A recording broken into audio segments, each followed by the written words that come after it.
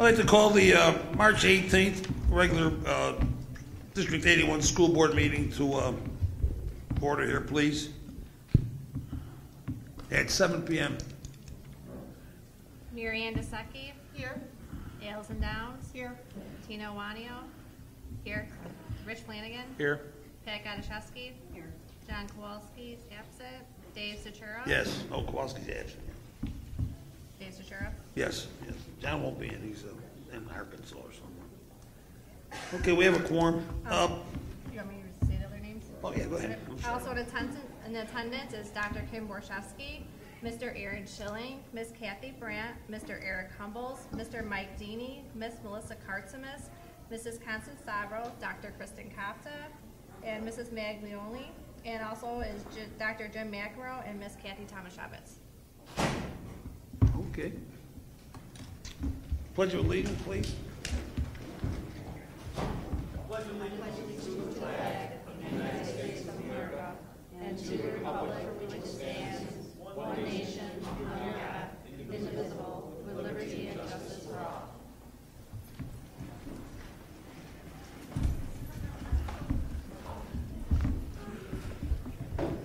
Consent agenda. I would like to entertain a motion that the Board of Education establish the consent agenda as presented. Items as presented. I'll move. Motion by Tina. Second. Second by Rich. Any questions? Stachura. Yes. DeSecchi. Yes. Downs. Yes. Iwanio, yes. Flanagan. Yes. Gadaszewski. Yes. Okay. Approval of the consent agenda. I would like to entertain a motion that the Board of Education approve the consent agenda. Move. Second. Motion by Rich, second by Marianne. Any questions? Stachura. Yes. DeSecchi. Yes. Downs. Yes. Iwanio, yes. Flanagan. Yes. Gadaszewski. Yes. Payment of legal bills. I'd like to entertain a motion the Board of Education approve the payment of the January 2015 legal bills to Franzik and Radlett in the amount of $5,302.15 as presented. I'll move. Moved by, is it Tina? Nope, Marianne. Marianne, I mean, sorry. And Flanagan second. Okay. Any questions? Call the roll. Stachura. Yes. DeSecchi. Yes. Downs. Yes. Iwanio, yes. Flanagan. Yes. Gadaszewski. Yes. Okay, public participation. Got them all here. I have two more. Okay. Want me to, call Yeah, you it? can go ahead. Mrs. Bloomquist, please.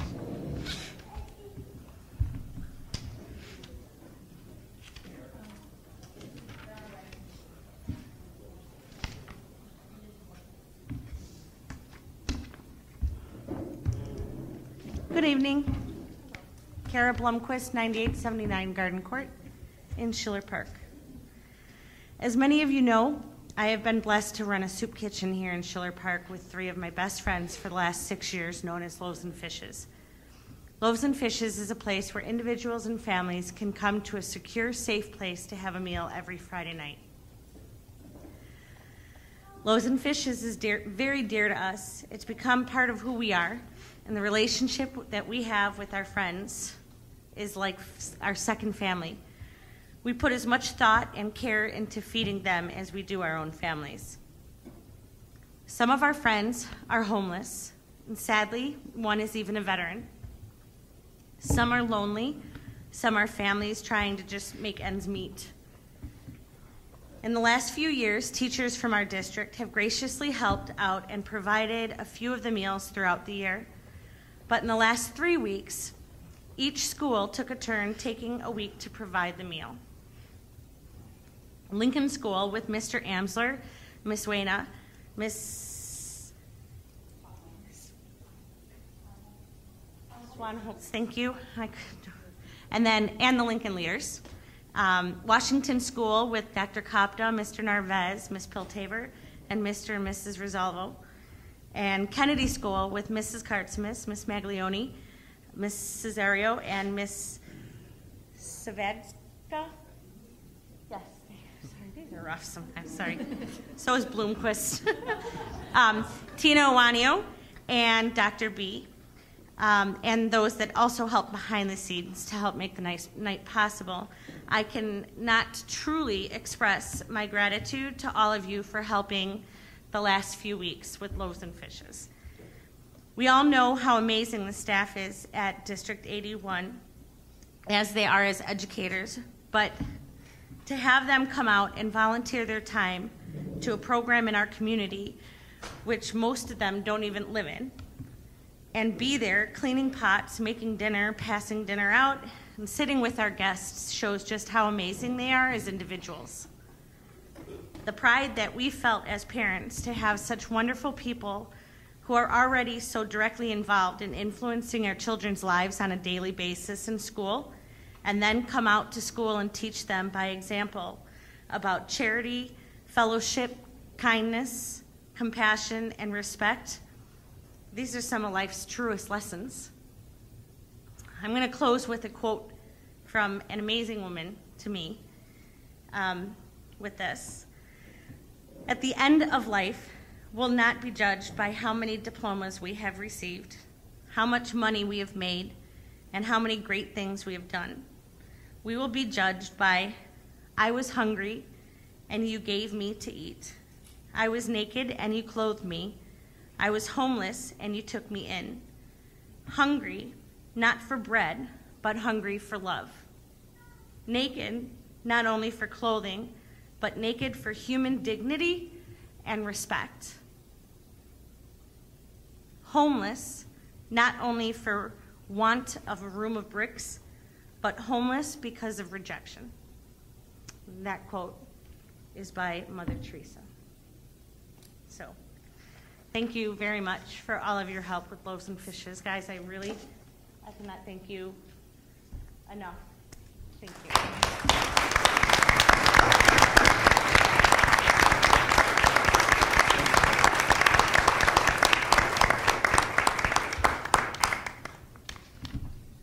Mr. Morioka.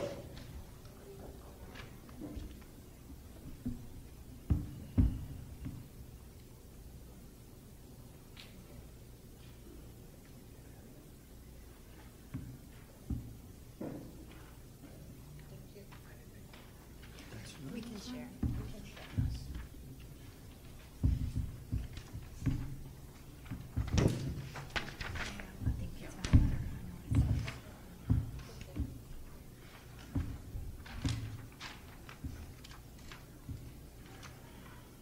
Rex Morioka, 4257 Wesley Terrace. That letter I just presented to you is a letter that I received from a uniformed police officer on March 11th regarding the stalker van or whatever that was on Facebook media. Just trying to figure out why this letter, which has Kim Borchevsky's name on it, Dr. Kim's name on it, was hand-delivered to my house on the day on that same date, and not even given to me. It was actually handed to my 8th grade son. I was taking a nap because I had a headache. So, just wondering why it was hand-delivered.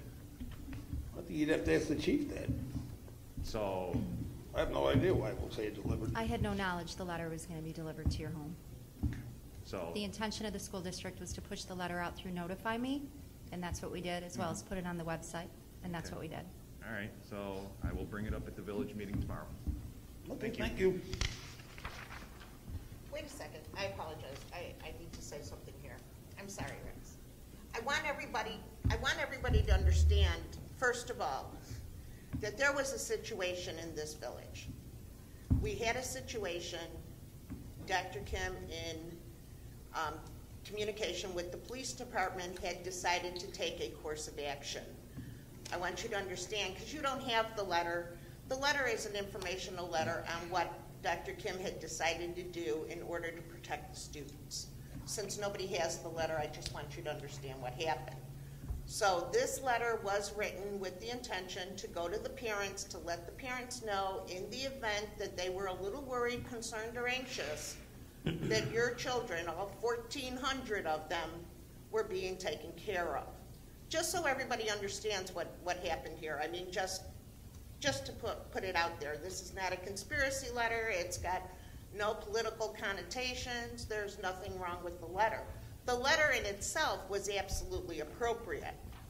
Now, the manner of delivery to Mr. Morioka's office or house, well, that will need to be taken up with the village, Yes. and we will need to do that. In Dr. Kim and the school board, because it was us, we wanted to make sure the children were safe.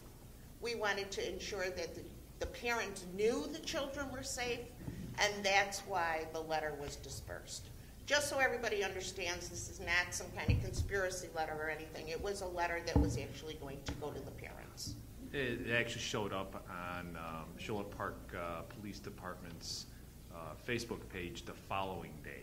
Oh, okay, I'm sorry. I did not know that. I just want to explain What it is. what this is, so that nobody thinks it's anything goofy. Okay? Thanks. Thank you. Okay, Teresa Coomer.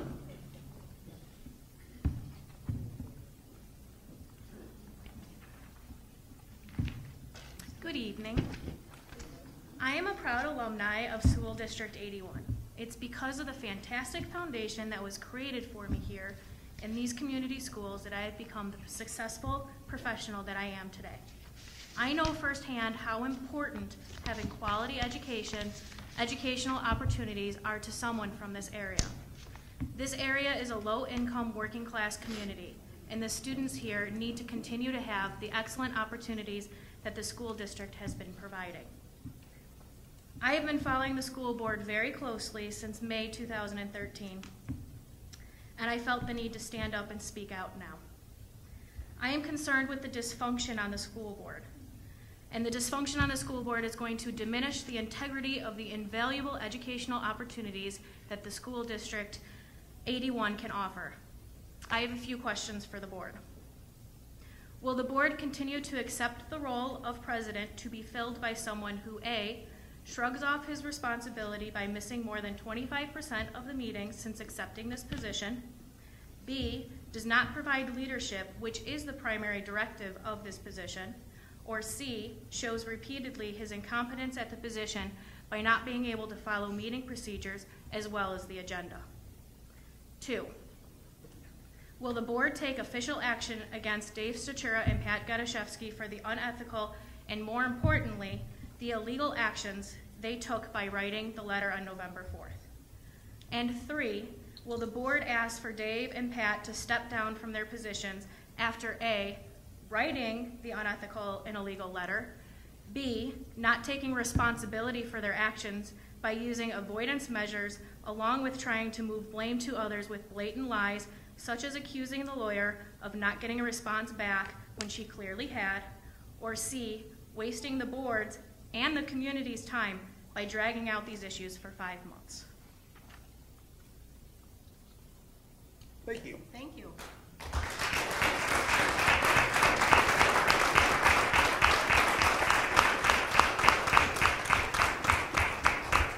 Diana Farrell.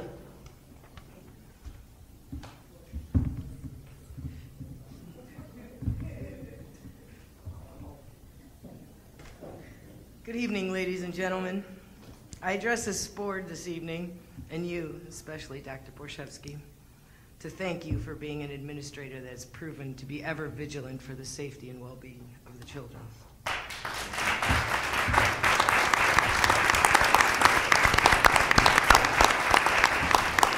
Last week, a young man was shot on Lawrence Avenue. Then reports of the white van circulated, raising concerns for many in Schiller Park. And then a distraught man with a weapon was being searched for in the vicinity of Washington at Lawrence and River Road. You kept the kids out of danger. Thank you. Then I have that awful letter. Should not have been written behind the backs of the board members. I would like to acknowledge the positioning and conjectures. Conjectures, right. Presented by the publishing of those questions and answers. I know the item is on the agenda, so I'll leave it to you, those involved directly. Except for an area of the statement that concerns me as a representative of the Finance Committee and a law-abiding citizen of Schiller Park. Specifically, on page 54 of that document, it goes on to say, is this the direction we want our board to go? Frankly, I'm reading this verbatim.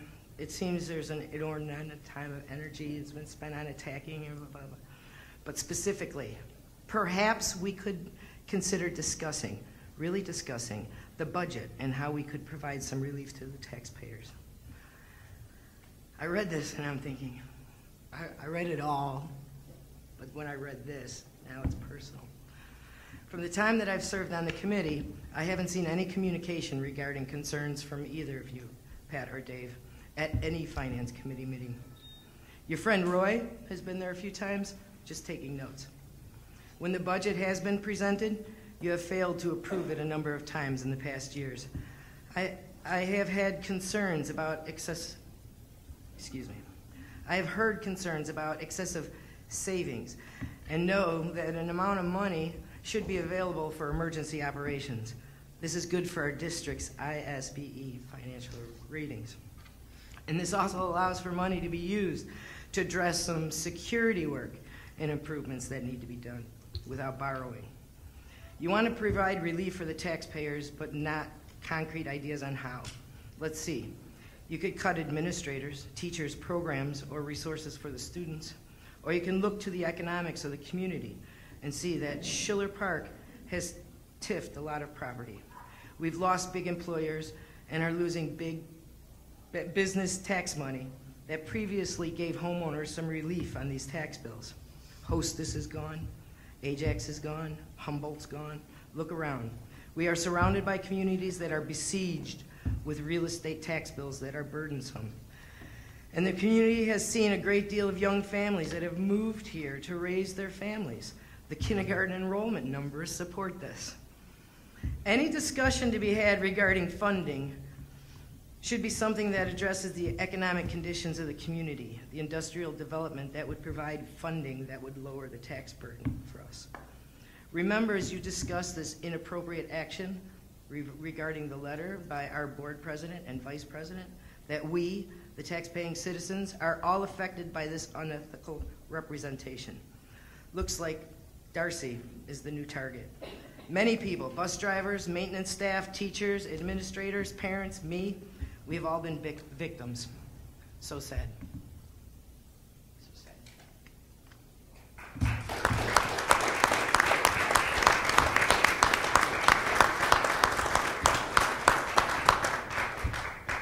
Maria.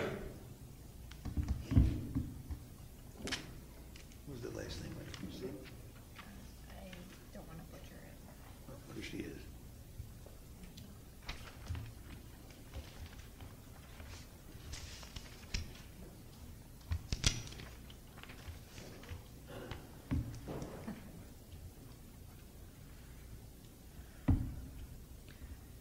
My daughter started in '81 with parents as teachers. Did 2 years of preschool and then continued kindergarten through 8th grade. Graduated last year. When she graduated here, she graduated in the top 20% of her class. Her teachers told me that they recommended her to go into all honors classes. I was a little hesitant and I was very scared of all the work that would come. Another teacher told me that she should take the Honors Algebra 2 test, which she did, she passed, and she took the summer session to have that class. The first semester, my daughter finished on the high honor roll. We just had her progress report, and again, she's on the high honor roll. And she is in the top 20% of her class. She's actually in the top 6% of her class in all high honors classes.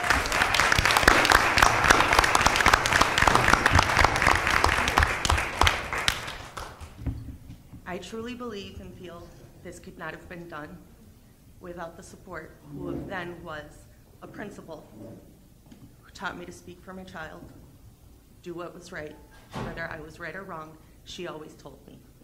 There were never any hard feelings. The administrators, without you guys, again, this would not have been done. You guys pick your teachers, develop your classes. Truly is an amazing district. Amazing.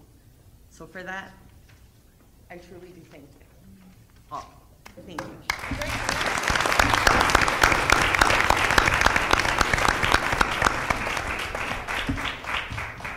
If I can just interject something at this point, I'd like to point out that all of the people that young lady named are professionals.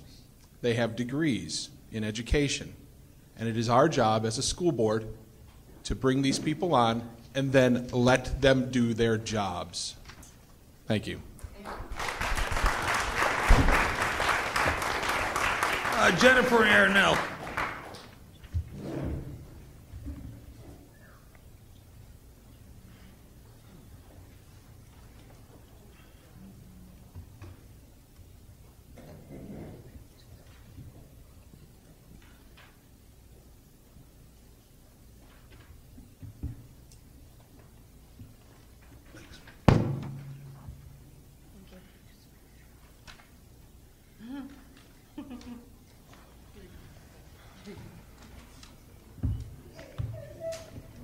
Jennifer Yarnell, 4318 Wesley Terrace.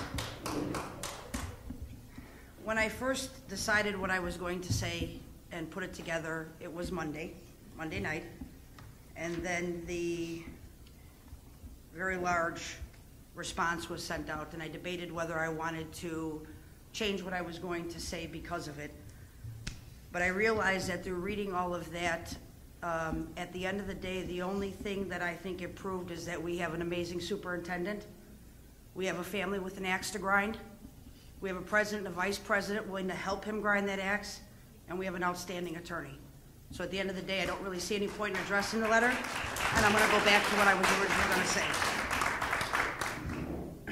This past Sunday was the 13th annual Booster Pancake Breakfast, and I was thrilled to see how many families came out, not only to support, but to volunteer. I was even pleasantly surprised to see our president and vice president in attendance. Sadly, my happiness was short-lived. Not only did they not watch, participate, or engage in any of the children performing, their main concern seemed to be sitting and socializing with their fellow candidates and their leader. But what really got me was when our vice president was in line for her pancakes and asked Kara Bloomquist, who of course was volunteering, if this was an ABC event. Now, I can't even begin to imagine why that question would be asked. There can only, in my logical mind, be two reasons. Either you're that unattached to what's happening in the school district that you didn't know that it was the 13th annual Boosters Pancake Breakfast. Thank you. Music boosters. Or you were simply just harassing and attempting to antagonize a parent of the district. Now, I'm going to ask the question. I'm sure you're not going to answer it because that's what you do. But I'm just curious, which one was it? Were you uninformed that it was the Boosters Pancake Breakfast for 13 years? Or were you simply trying to antagonize a parent? We'll move on because you're not going to answer. I could rattle on for hours about all the shortcomings of certain members of this board, but truthfully, I'm sick of talking about you guys. So I say let's start focusing on the good. Let's talk about some of the accomplishments of District 81. Let's bring back some of the light into this dark place. I'd like to read off a list of some of these accomplishments to the credit of this district and those within it.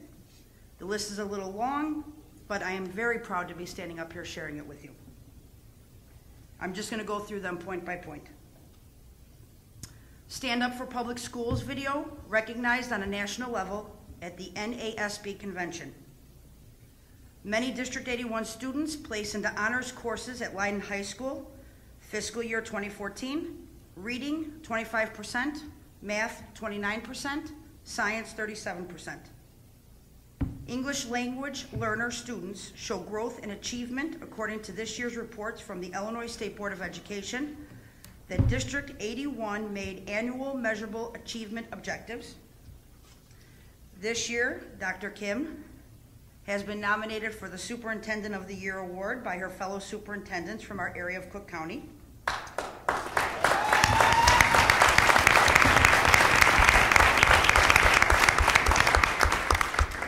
Dr. Kopta was nominated for the Golden Apple Leadership Award.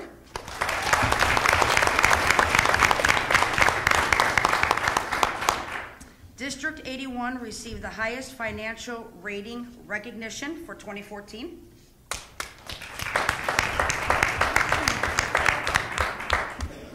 Partnership with the Schiller Park Recreation Department to offer Kids Club, which provides after-school care for students. Increased transparency through board highlights, videos of meeting, and data dashboard on the district website. Updated technology in K-5 classrooms with the installation of smart panel interactive boards. District 81 received 2 national awards of excellence in communication from National Schools Public Relations Association. The district is operating at a 0 deficit balanced budget.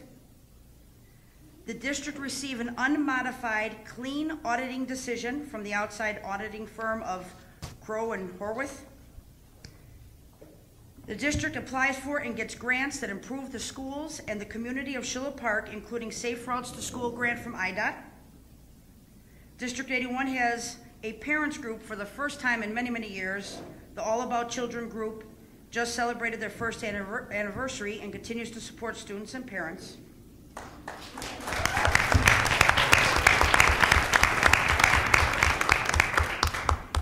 And finally, the following committees were formed in the last 2 years: Superintendent Evaluation Committee, Policy Committee, Facilities Committee, and Finance Committee.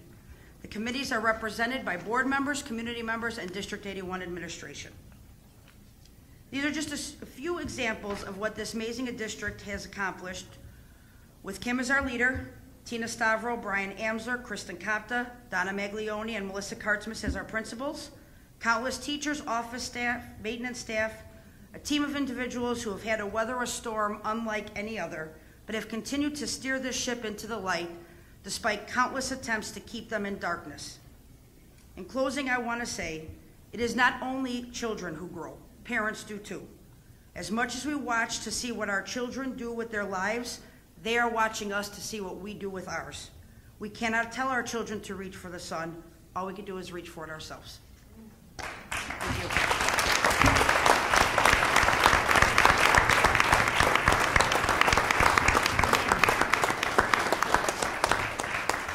Diane Morioka.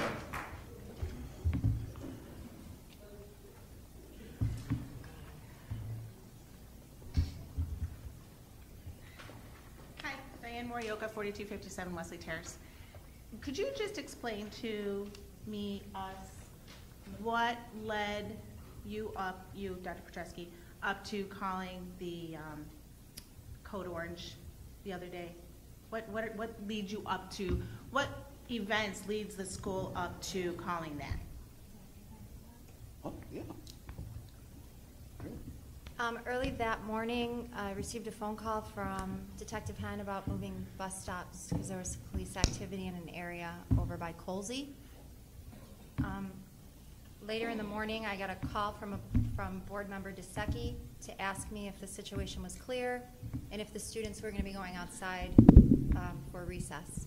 At that point, I had not heard from the department one way or the other, so I reached out to the department to speak to the chief, but of course he was on the streets dealing with the situation. I asked for direction from dispatch as far as if the kids should go outside for recess, and I was put on hold, and when dispatch came back, she said, the commander said to keep the kids in.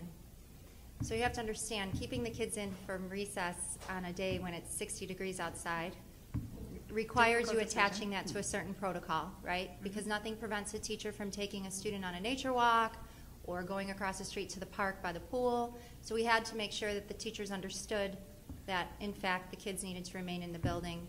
And you connect that to a code, and our code was Code Orange. And the police department then offers assistance at dismissal. I called back and asked, is it okay for us to dismiss the kids?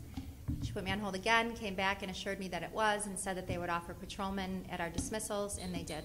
So that's what led to Code Orange. Thank you. I wasn't doubting that.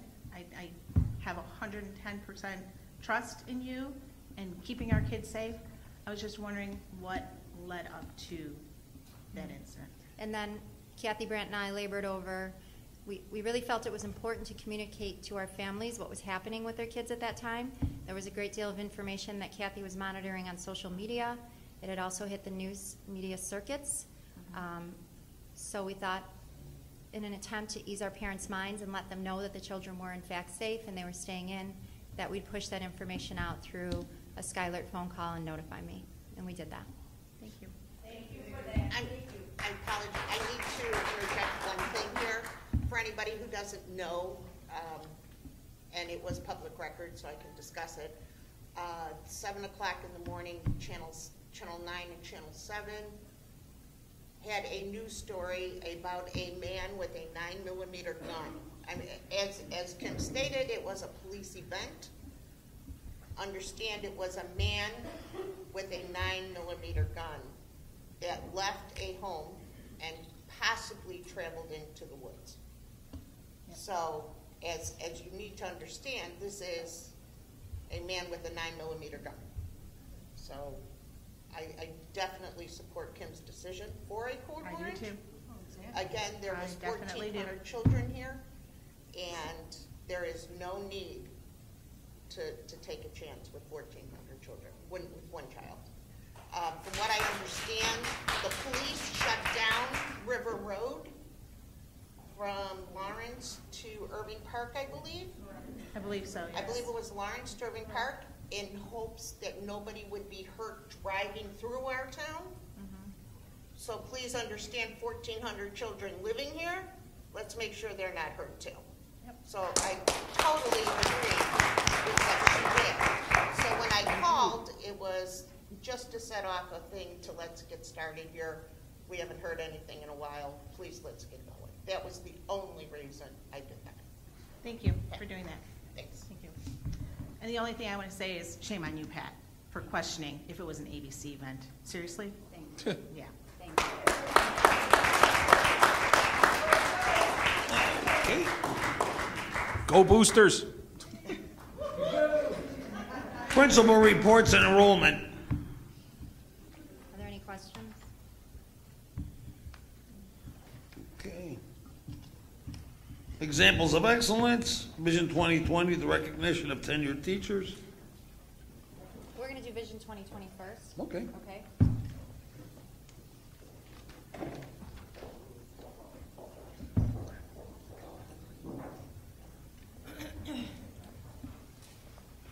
Up here? Oh, okay. Sure.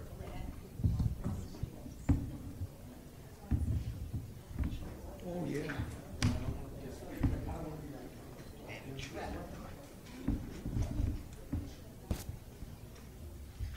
No, we can just leave them on. We can't see our writing. We're old.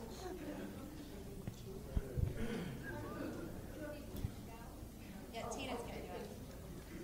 So, the Board of Education approved for the administrators to attend a Leadership Alliance Summit in Springfield a couple weeks back, Vision 2020 Alliance Summit. So we want to thank the board. It was a very inspiring experience for myself and my team. We wish some of you could have joined us, but we understand you have work commitments and that made that impossible. We had the opportunity to spend 3 days with leaders and, so that being principals, superintendents, and board members across the state of Illinois talking about Vision 2020.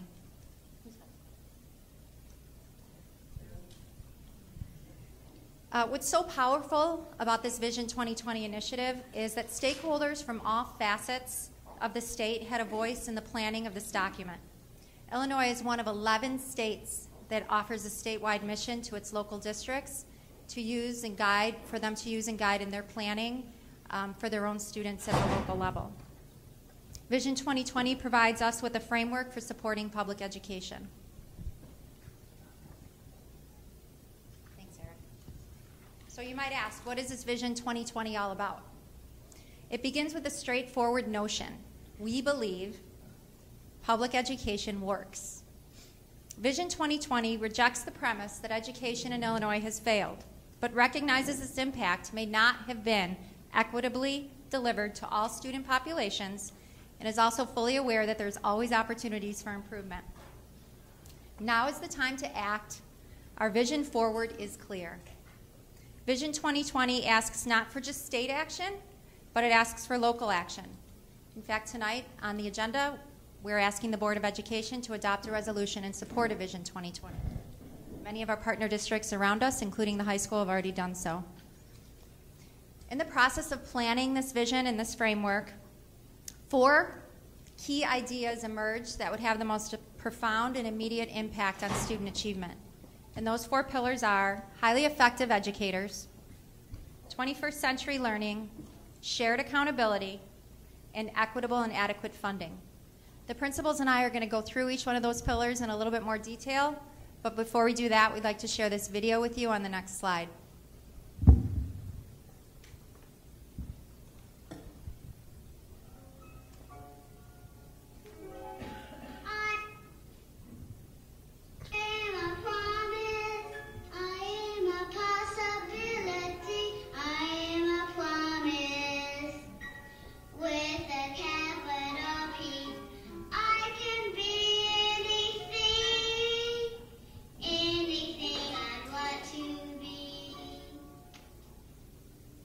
Education is an investment in our children's future, our state's future, our nation's future.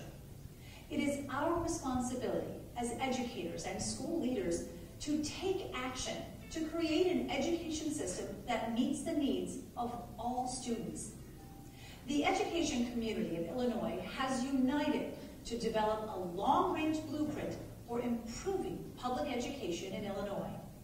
A vision that attracts, develops, and retains highly effective educators. A vision that gives 21st century learning tools to all schools. A vision that creates a shared accountability. And a vision that ensures equitable and adequate funding for public education. It's time to make a promise to the children of Illinois. My child is more than a test score, more than just a number. We need policymakers and educators who will work together. Blaming teachers and administrators is not the solution. As a business owner, I recognize that we are all part of the system and need to work in partnership to conquer these challenges and to create meaningful and lasting change. My kids are grown now, but I'm still concerned about the 2 million school children in Illinois. We need to challenge our lawmakers, our governor, and all stakeholders to take action. Vision 2020 is a plan to fulfill a promise of public education in Illinois, with input from more than 3,000 key stakeholders, community members, and education leaders. Vision 2020 asks not just for state action, but also local action, and the support of educators across the state to fulfill the promise of public education. It is our collective duty to do all we can to ensure that every student, no matter his or her demographic or geographic identity, has equal access to a quality education. Vision 2020 has identified 4 priorities that would have the most immediate and profound impact on public education. They are highly effective educators, 21st century learning, shared accountability, and equitable and adequate funding. The guiding principles, rationales, and recommended state policies for each of these 4 priorities are the force behind Vision 2020. Together, these priorities form a long-range blueprint for improving public education in Illinois, for your children, for our children, for all children.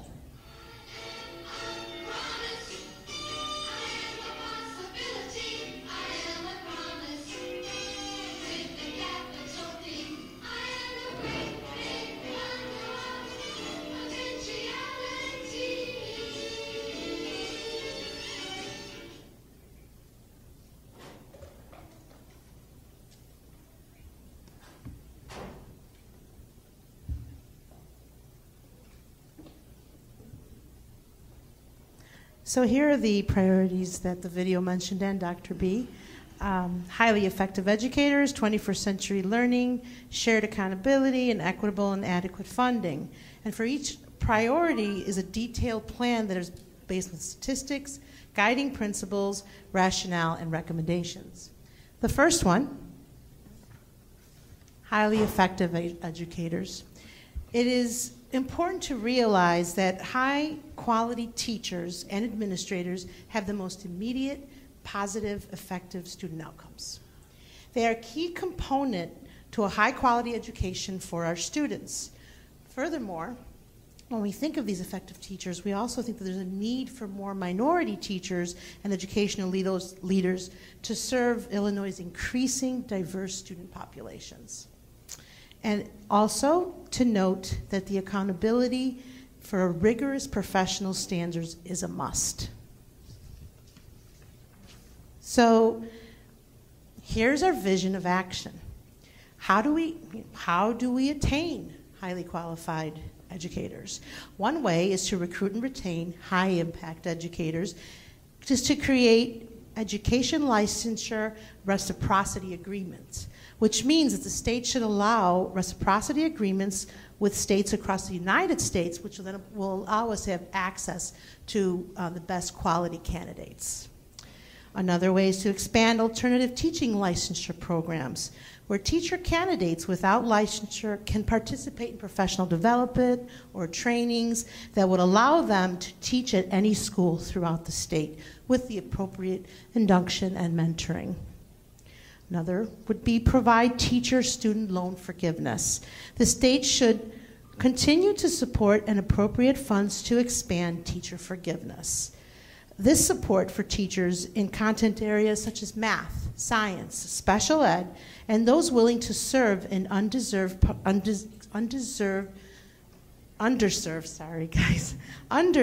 parts of the state should be considered. And finally, to establish partnership with higher education. ISB and local districts should partner with higher education institutes to establish consistent admission and program criteria, as well as classroom experience requirements for colleges and universities. Another way to attain highly effective educators is to provide relevant professional development. Fully funded mentoring for new educators. Right now, ISB does currently require mentors for new teachers, principals, and superintendents, but the vision is that the state fully fund the mentoring for these new educators. 2 is to expand education collaboration opportunities. Time for collaboration during the educator's workday should be provided for observation, discussion of best practice, and the development of effective instructional material and strategies.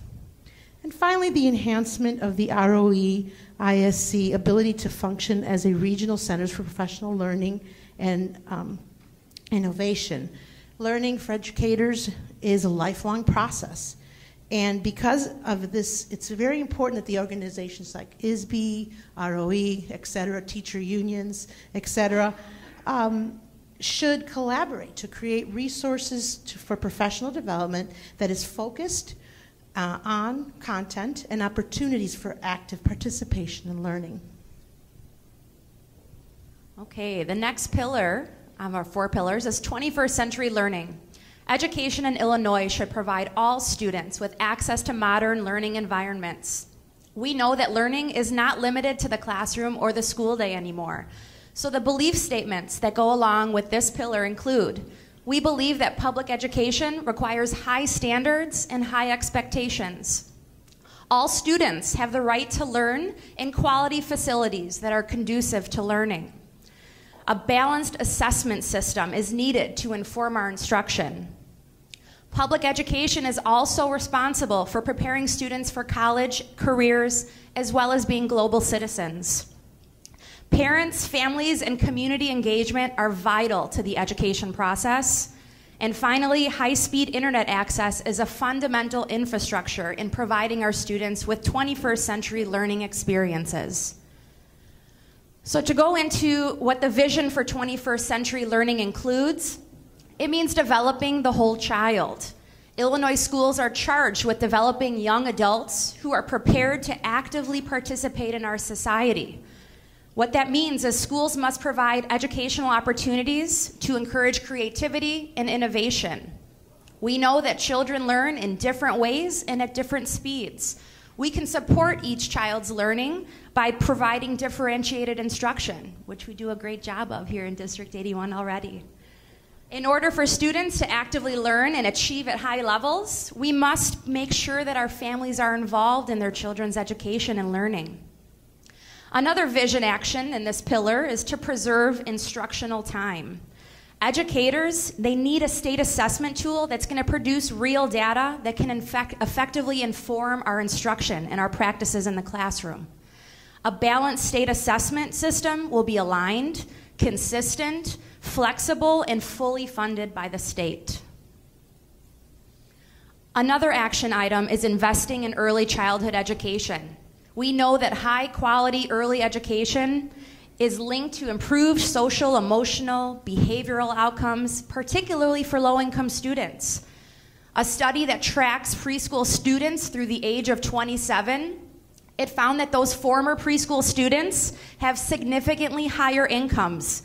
They have a significantly higher economic status, educational attainment, marriage rates, as well as being less likely to be arrested.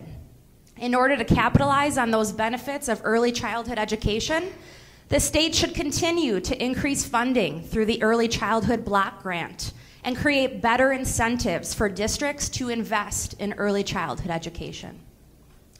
Another action item is linking students to college and careers. By providing students the opportunity to experience college prior to high school graduation, or internships or apprenticeships, students can explore career fields and gain world skills.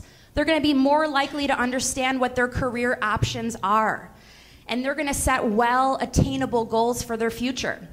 This is especially important considering 40% of students change their major during their first 3 years at a 4-year institution. And the final action item in this vision statement is expanding equity and technology access. We know that broadband has become a fundamental infrastructure need for our instruction and for assessment. Yet only 26% of Illinois districts have the adequate infrastructure to administer the PARCC test online this year. So we know that access to bandwidth, it will provide our students with direct access to the world of learning materials. The Illinois State Board of Education, it should consolidate the technology benchmarks and standard in a meaningful way, that it'll align with our Common Core state standards, it'll align with our district professional development plans, and hopefully will streamline the process for us as teachers in districts. The third pillar is shared accountability. The belief statements of this pillar are: student learning should be the #1 priority of our education system. Educators should be held to the highest professional standards and be accountable for student learning. Accountability for student learning should rest on the local school district. Educators' experiences and voices should be heard when crafting educational policy and legislation. And unfunded state mandates and regulations limit a school district's effectiveness. The vision for shared accountability for this pillar are: expand our educators' role and responsibility in state governance. Illinois state policies should be revised to allow current educators to serve on the Illinois State Board of Education. This would provide professional expertise that would help guide the implementation of state initiatives and help ensure that the initiatives positively impact student learning. When crafting new legislation, legislators should take in consideration educators' voices and experiences. Implement a different accountability system. Accountability for students and their needs should start at the local school district. Struggling schools should be recognized for their diversity and not be compared to other districts.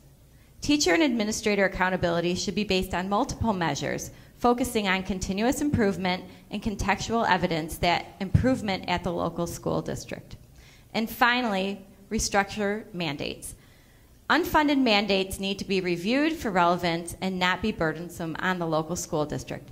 Mandates should be assigned to two categories: essential, focused primarily on fully funded federal student safety and civil rights, and discretionary, focused primarily on unfunded, non-federal educational processes and related mandates. Districts should be allowed to opt out of mandates and regulations that are not applicable to the school districts or the students that they serve. So I get the idea. We're giving a little bit more back to local control instead of state governance because each school district's needs are different. The last pillar is equitable and adequate funding, and the belief statements for this pillar include distribution of state funds should be proportional to the percentage of high-need students in that district.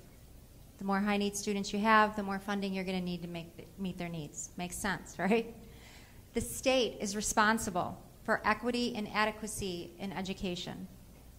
The state's responsible to fund schools at a level that will ensure every student receives an outstanding educational experience in an environment that's conducive to learning.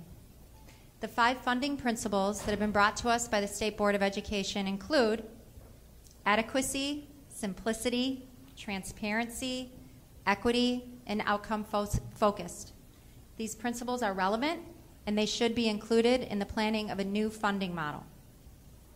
Investing in education now is the fundamental job of the state, of any of the state government. Investing in education now will improve the general state economy. It reduces the risk of incarceration, lowers the potential cost of welfare, making it beneficial to all stakeholders, which includes large and small businesses and every single taxpayer across the state with or without children in public schools.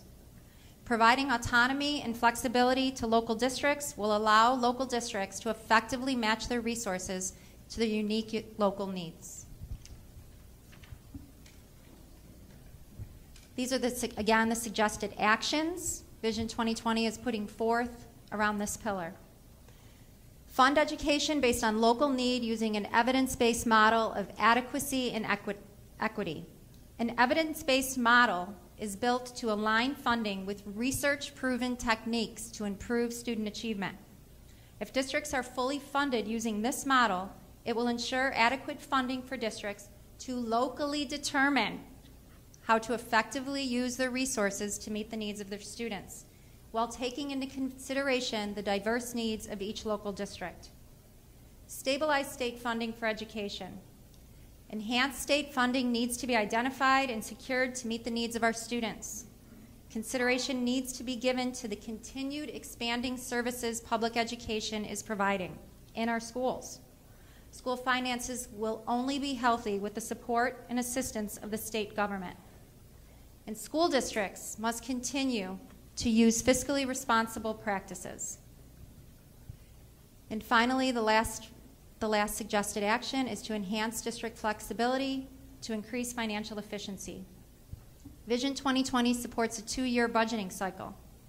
Public schools desire the ability to function according to sound business practice. However, the current model requires local districts to make financing and funding decisions before state funding is secured. Vision 2020 is recommending and supports a 2-year budgeting cycle so that school districts can plan ahead 2 years when creating their budgets.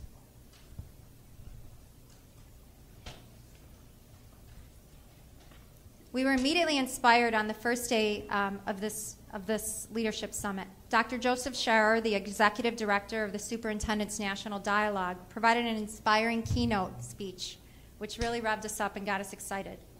And one of the big things he said there, and it's so important, vision is the ability to see beyond what's in front of you.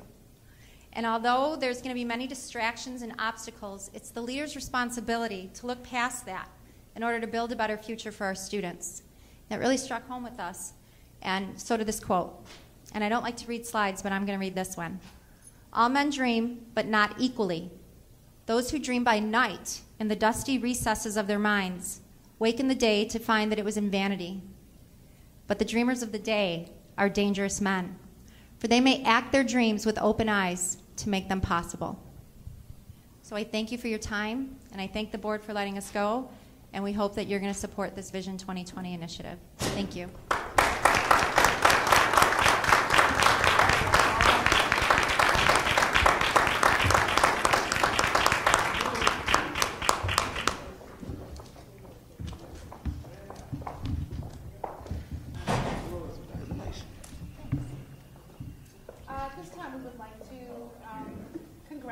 our tenured teachers. They're the other example of excellence for us. I'd like to go first with Lincoln Middle School. Valerie Sarah, Lisa Polina.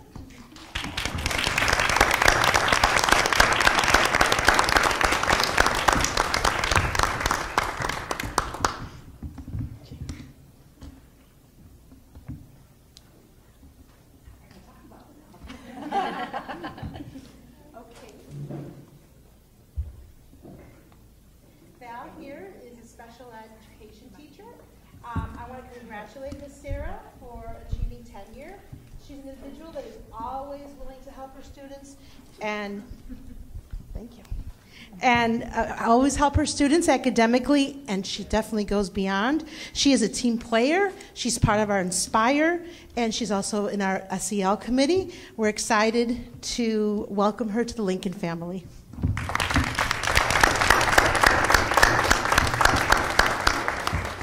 Lisa Paulina, she's also our special education teacher.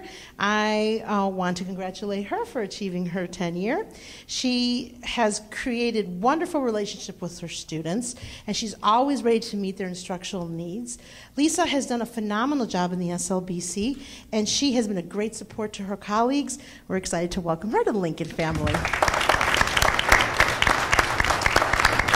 And I do have one more. It's Craig Lichtenberg. He is a 7th grade science teacher. Unfortunately, he could not make it tonight, so we will give him his little flowering gift tomorrow. But he's done phenomenal work and great leader, and he's a department chair. He's a 7th grade team leader. We have wonderful discussions in my office about science. So just really happy that you guys are all part of our family. Thank you. Mr. Phipps, come on up. Next, I'd like to recognize Mr. Phipps. An interesting fact about Mr. Phipps, besides the fact he's married to Miss Randolph, is that he is a children's book illustrator. And when he interviewed in District 81, he actually wrote a book, and I still have it. And there was no ending to it, because in the book, he was educating children, and the possibilities were endless. And that's how he teaches his class. You can walk down the hall at any time, except when we're park testing, and hear the banjo playing and kids singing, and just some really intense learning going on there. And he provides a wonderful environment for our students. He's finishing up his ESL endorsement in every tomorrow. Very good. And it's great to see the love of learning that he's instilled in our kids. So welcome to tenure.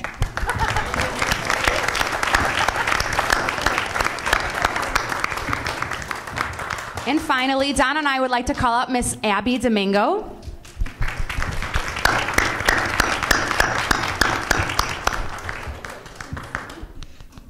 We are very excited to recommend tenure for Miss Abby Domingo. She started off filling several maternity leave positions in kindergarten, 2nd grade, and multi-age before she became a full-time hire.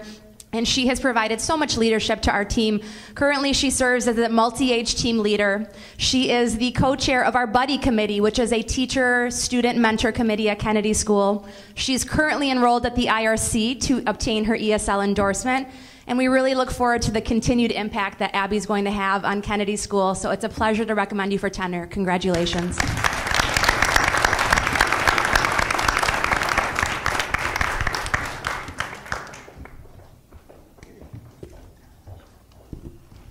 Congratulations to all of our new tenured teachers. Job well done.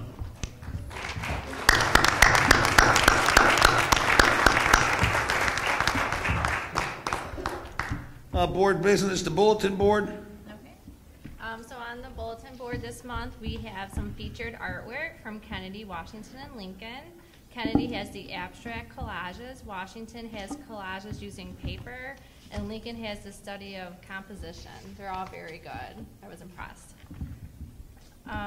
Also up there is some pictures from the pancake breakfast that was held on the past Sunday.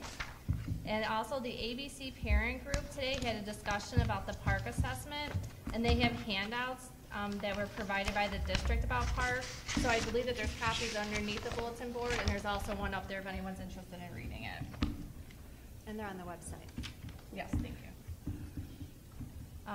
The next item under board business is Allison and I had the honor of attending with the administration and a representative from each grade level to go to an Apple briefing. We learned how technology can be used to further utilize and enhance learning. The day focused on learning what technology should look like in the classroom. It shouldn't be just a substitute, but it should enhance and advance learning. Another key point was to not look at technology from the teachers or the admin's perspective, but to look at it from the student's standpoint. They introduced some features that were available with Apple, and we concluded the day with figuring out where SD81 is in the process and what we need to work on with the technology committee to set and reach our technology mission and vision. I don't know if Allison or Dr. Borchowski have anything else to add. I just wanted to say it was amazing. It's amazing how many things children can do with technology.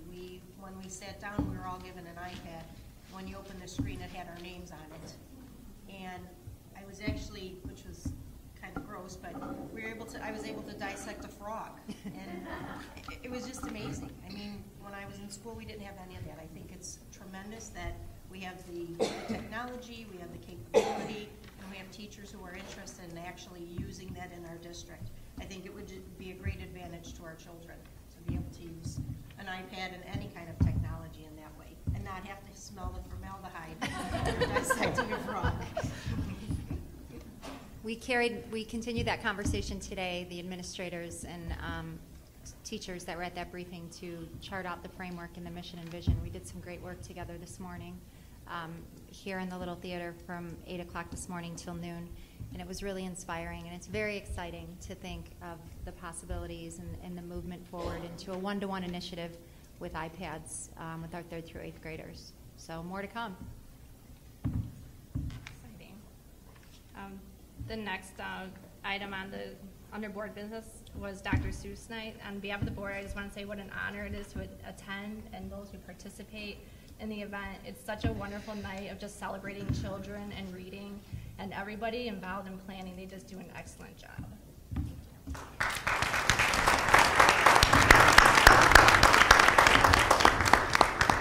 And then we just have a reminder that the West Cook dinner meeting and candidate briefing is on March 30th. At 5 p.m. is the candidate briefing, 6 p.m. is registration, and 6:30 is when the dinner meeting begins. That's at the Crest, correct? Yeah. Yes. Well done.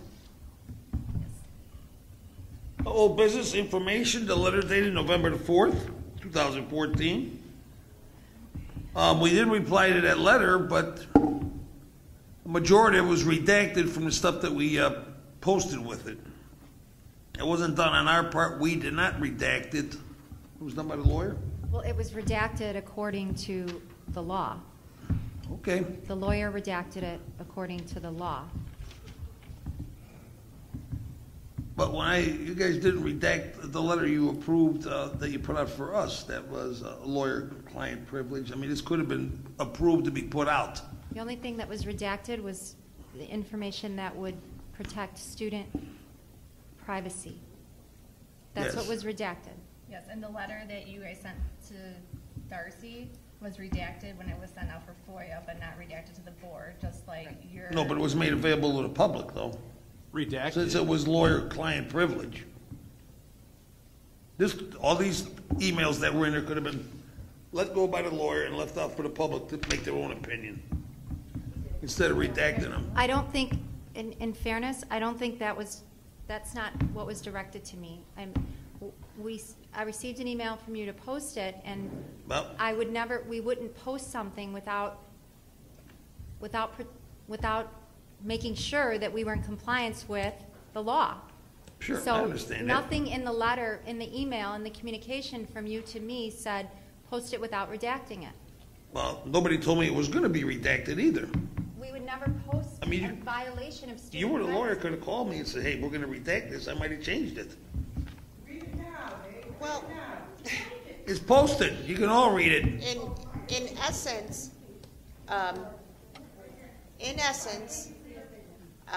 this was brought up by me, and I want to thank you for all 58 pages. Only 55. I was the three able to blanks. read it, believe it or not, every word. And unfortunately, only 6 questions were actually answered.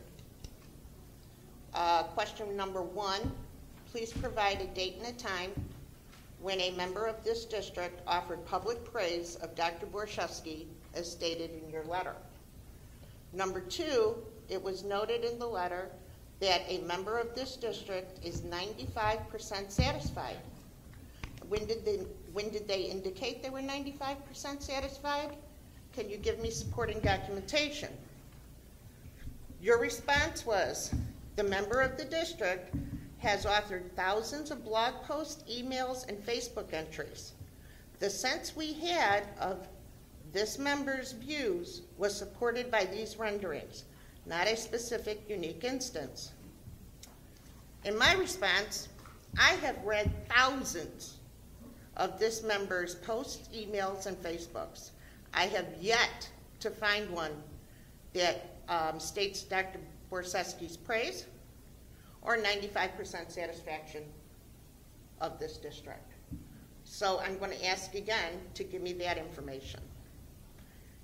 Question number 3, when referring to complaints in the letter, why were there quotes around the investigation? I do understand what the definition of quotes means. Thank you for that information. I do know, though. So I don't know what your intent was to provide this information. Question number 4, I do thank you for your response. Question number 5, it was noted in the letter that a member of this district served to protect other families from substandard practices. I have yet to hear what those substandard practices are and who you are inferring practicing them. So, I'm sorry, you didn't answer that at all. Question number 6, thank you for your response. Question number 7, the letter states there were no threats from a member of the district towards anyone. Do you personally know that there have been no threats, and how do you know? Your letter specifically states that there were no threats, specifically. And now you're stating, as far as you know, there's been no action. So I don't know where the specificity was. Number 8, in your letter to our attorney, stated a member of our district's family have been threatened by members of this board. It was part of the dissertation that you actually put in the letter. So I'd like to know, since it's not completely answered, well, no, it's not answered at all, who threatened this member from this board? It's still not answered. Number 9, thank you for your response. I'm not absolutely certain what the representation by an IASA attorney has any bearing on the question regarding the statement as to why the superintendent feels bullied or unsafe. The question is really, do you really not know? Your response, somehow the superintendent has been represented after the board president's reelection by her own IASA attorney when we received her proposal to separate from the district. I obviously missed that. You were there. You were the one that said that Kim wanted to leave. We assume, no. Oh, yes. We assume she still avails herself of that service. Not finding the correlation here. Number 10, I'm very sorry. Regarding the statement of details of meeting with a member of this district, wife, and these details were relayed back to her from a community member, what community members called? Did anybody really call, or did someone talk to this member face to face? Nothing. 11, your letter stated that the lawyer developed a document and course of action that serves only one person. Who has her own lawyer, and who is this one person? That was the question. Yeah, not there. Question 12, thank you for your response. Question 13, I really do know the definition of a board. There was a couple of pages explaining what a board is. I do know what it is. I appreciate your definition. But in regards to a statement that one member's frustration and a family's anxiety stems from the top, I don't think a definition of a board really answers that question. Number 14, thank you for your definition of a board again. The question, I'm going to go with this one. I'm going to give you this. The letter asked the lawyer if she worked for the board majority. I don't know who you consider the board majority, but the definition of what a board majority is absolutely correct. When 7 people are here and 4 people are voting one way and 3 people aren't, then you have a board majority. In reference to the letter, you already thought there was a board majority, there was no vote. So I kind of got a little bit confused on giving me a definition of what it is, but not really answering the question. So on 15, thank you. I really do appreciate your response.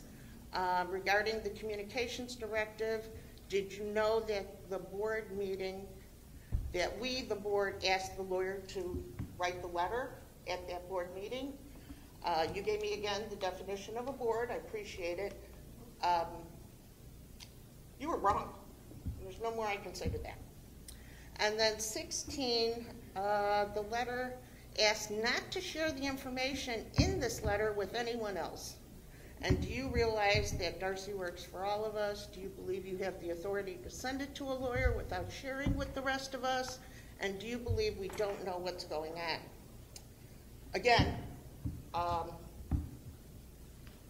requesting confidentiality between the board president and vice president, I think you understand was wrong.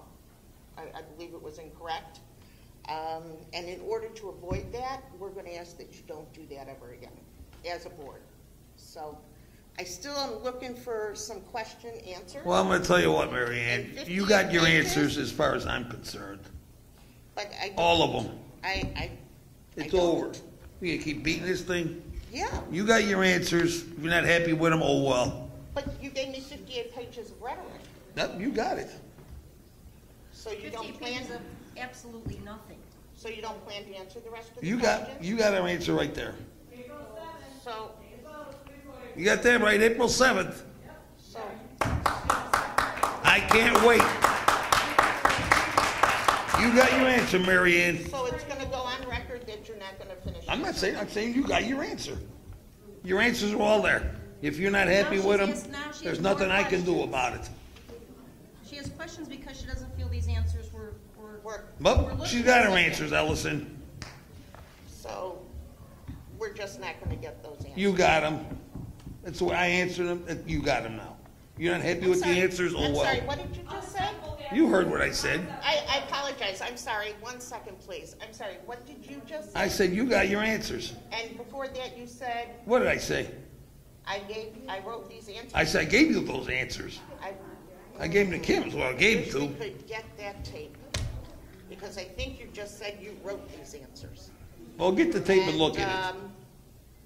You got your answers, and let's move along here with new business. Dave, I have one more question real quick that I can't. When it's time for, you can answer that. Why do you want it unredacted? Why do you want the letters unredacted? Why shouldn't I have them unredacted? You want the full story? Yes. Well, I can't because they redacted them. It's the law. Were you setting up Dr. Borshevsky? I wasn't setting up Dr. Borshevsky. The board can waive redacting those. They can put them out as the way they are. No, I don't think the board would subject ourselves to legal issues. No, we can't. We cannot. If anything, that's what our attorney should be giving us. And I think the victim, the man that's invited, that's mentioned in there, would waive that right. You just said the victim. Not the victim, the person. Huh? He's a victim of what happens to him here. I am a victim. Yeah, we got that right. Okay, new business.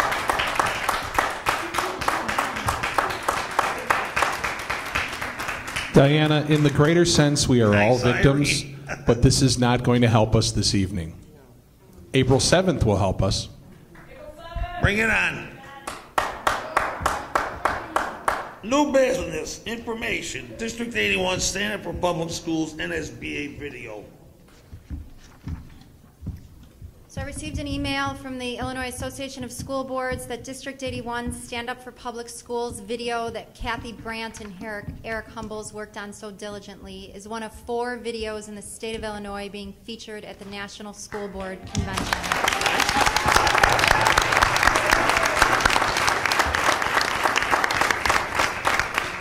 Could not be more proud of them for their dedication and their hard work. Every single thing they do is just an example of excellence. Thank you.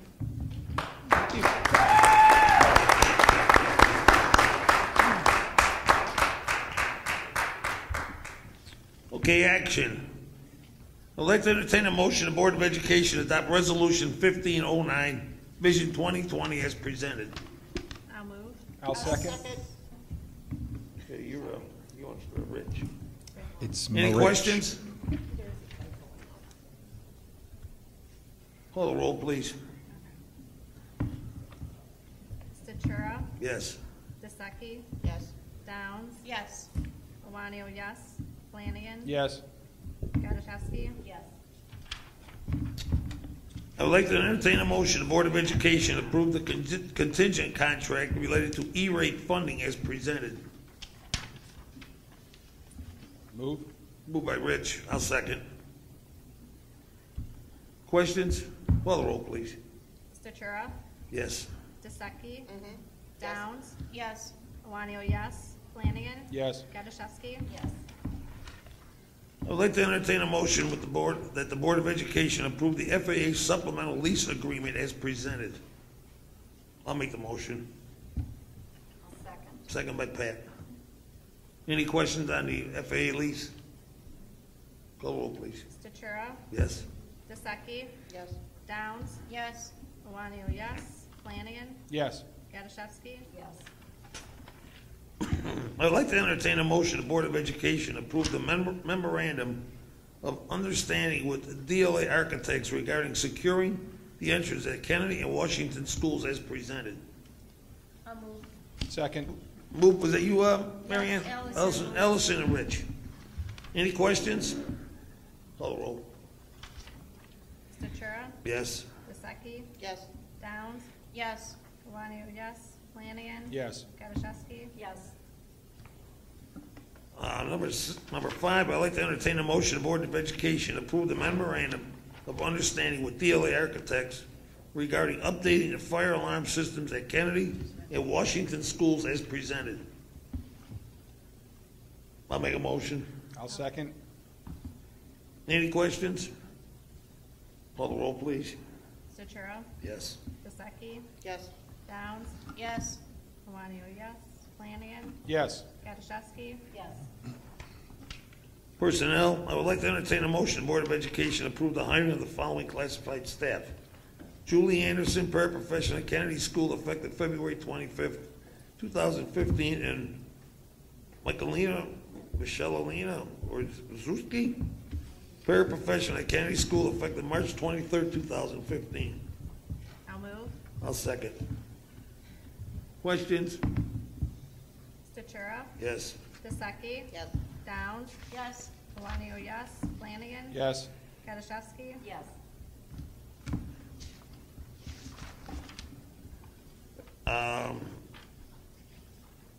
I would like to entertain a motion for the Board of Education to accept the following certified staff resignations. Stephanie Grunwell, school psychologist at Kennedy, effective March 6th. Gina Harris, reading room teacher at Lincoln School, effective March 20th. Carrie Sipple, multi-age teacher at Kennedy School, effective March 2nd.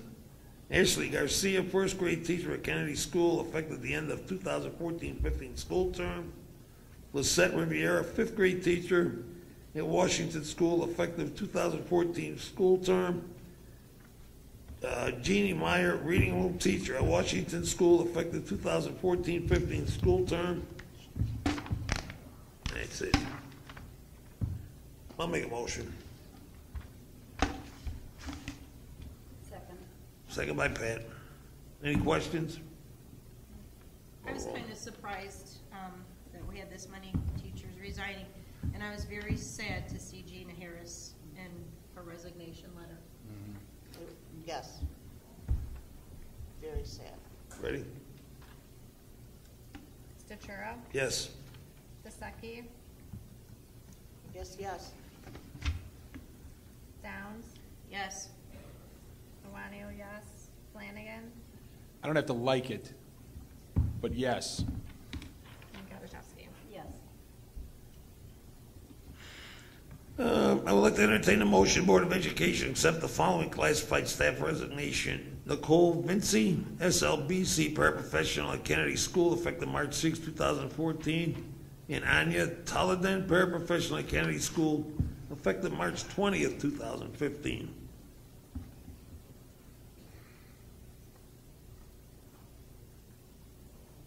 I'll move. I'll second. Questions? Call the roll. Stachura? Yes. Dusecki? Yes. Downs? Yes. Iwanio, yes. Flanagan? Yes. Gaudaszewski? Yes. I would like to entertain a motion, the Board of Education accept the classified retirement of Susan Case, paraprofessional at Washington School, effective the end of the 2014-15 school term. I'll make a motion. I'll second. Stachura? Yes. Dusecki? Yes. Downs? Yes. Iwanio, yes. Flanagan? Yes. Gaudaszewski? Yes. I'd like to entertain a motion, the Board of Education approve the following certified staff parental leave. Tiffany Wood, humanities teacher at Lincoln Middle School, effective May 14, 2015, through the end of the 2014 to 15 school term. I'll make a motion. Second.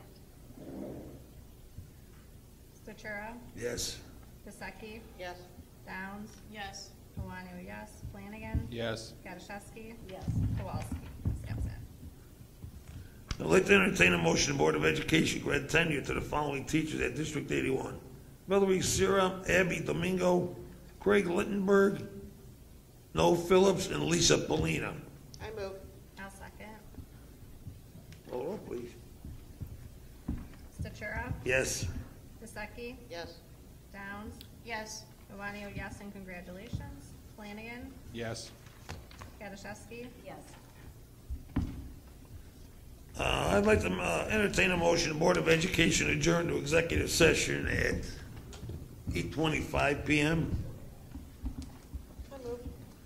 to discuss the appointment, employment, compensation, discipline, performance, or dismissal of specific employees of the public body or legal counsel for the public body, including hearing testimony on a complaint lodged against an employee of the public body or against legal counsel for the public body to determine the validity in litigation when an action against, affecting, or on behalf of that particular public body has been filed and is pending before a court or administrative tribunal, or when the public body finds that an action is probable or imminent, in which case the basis for the finding shall be recorded and entered into the minutes of the closed meeting.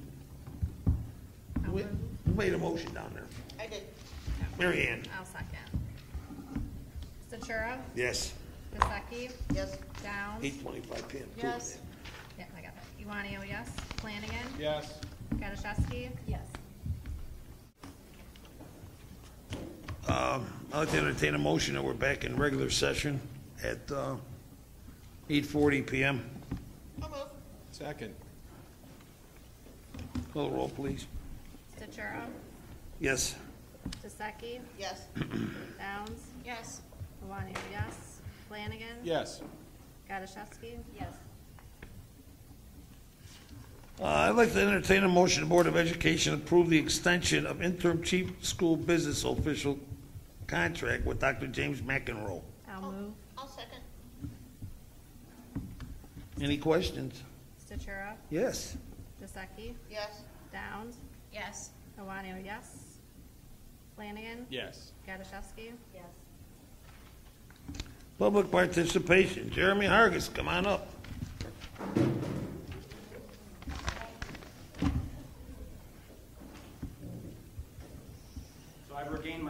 answer now. Jeremy Hargis, Scott Street, 3733. I want to first apologize to the entire board for my outburst. It's not acceptable. But it's the heated emotions in this community with everything that's going on. I have one question and one short statement. My question is, who actually wrote your responses to those questions? We know it was not either you or Pat, and we know it was not Mr. McCampbell. So I would also like to know who wrote those questions, because it did not sound like anybody that I just mentioned. That's it with that. The other thing is, you did slip a little while ago and you started to say victim. I want to tell you right now that the actual victims in this situation are all the children in this district. My son in the special education program and every other child in this school. So please do not slip and call a parent who has caused these victims to be the victim. He is not. Thank you very much. That's it.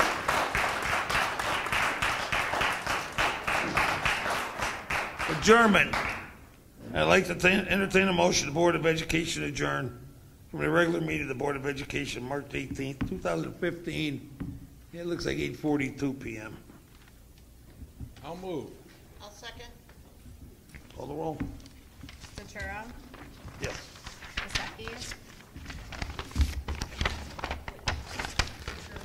Dusecki, Dusecki?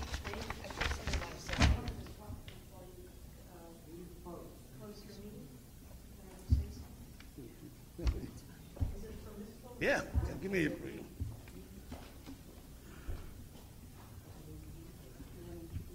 No. You gotta introduce yourself when you get up there.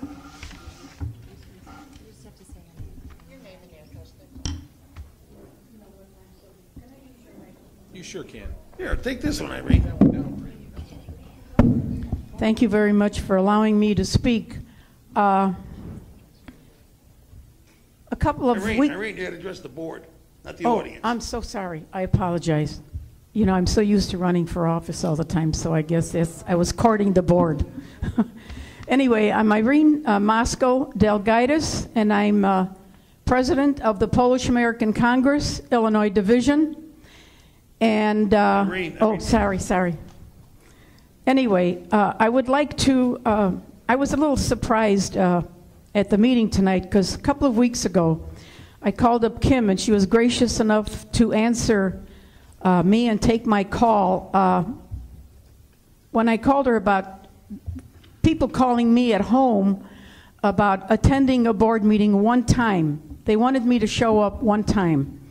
And I didn't know why, but they were very disgusted with antics that were going on. You're courting just maybe one or two people that said that they didn't enjoy coming anymore.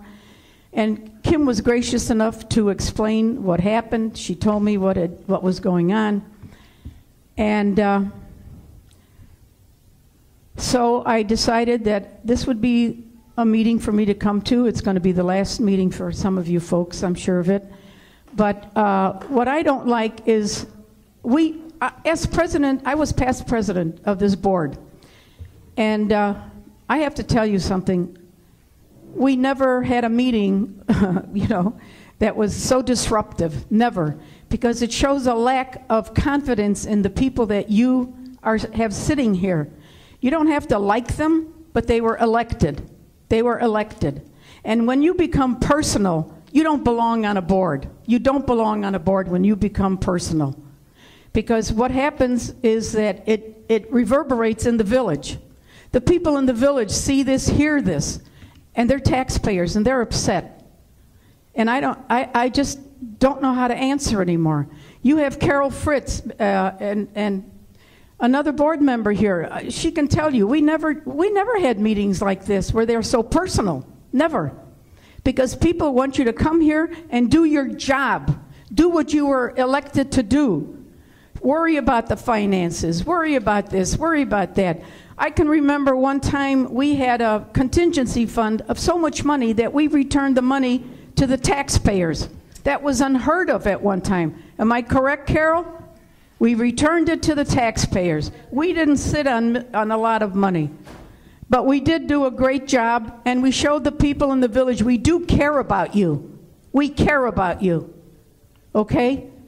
Now, I wasn't going to accept Well, I asked the governor to put me on the Illinois Association of School Boards. I want to be on that board.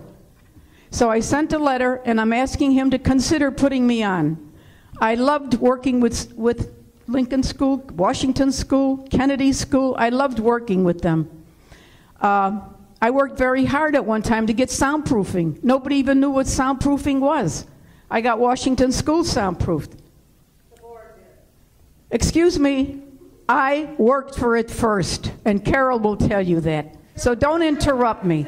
Yes, the board okayed it after Dr. Stramagli and I, ma'am, we were going downtown. Oh, sorry. Hey, Irene, I'm sorry. Irene, come on. Okay. So what I want to say, you know, it's these kind of actions that are impossible to cope with. I mean, hopefully, and I pray to God that things might change, because I am going to tomorrow send another letter saying, put me as soon as possible on the Illinois Association of School Boards, because things have to be done correctly. And I have faith in people that they can change. They don't have to come here and be bullies. They don't have to show up here. This is not the place to be a bully. This is a place to get answers and do what's right for the children. You have some great teachers. You have some great people here. Work for them. Do for them. They don't need you. You need them. So work together, for God's sake. Do like we did in the prior years. We did everything right. We didn't argue. We didn't get personal.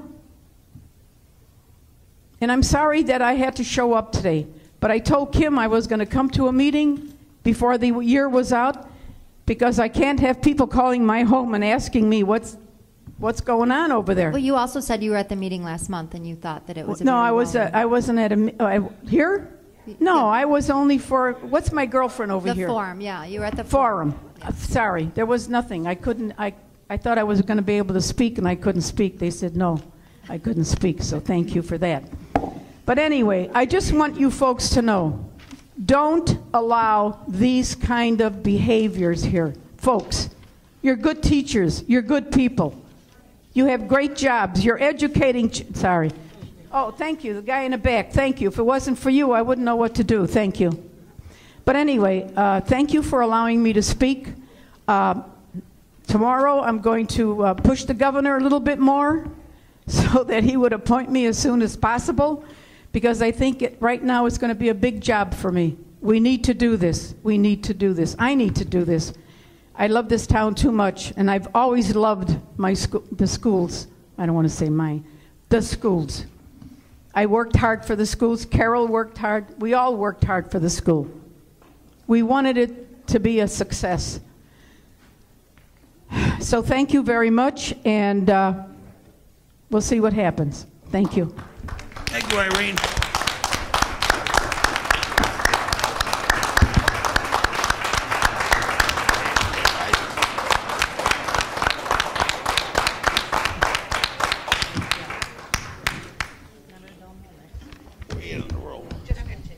All right, DeSecchi? Yes. Downs? Yes. Iwanio, yes. Flanagan? Yes. Skadashevsky? Yes.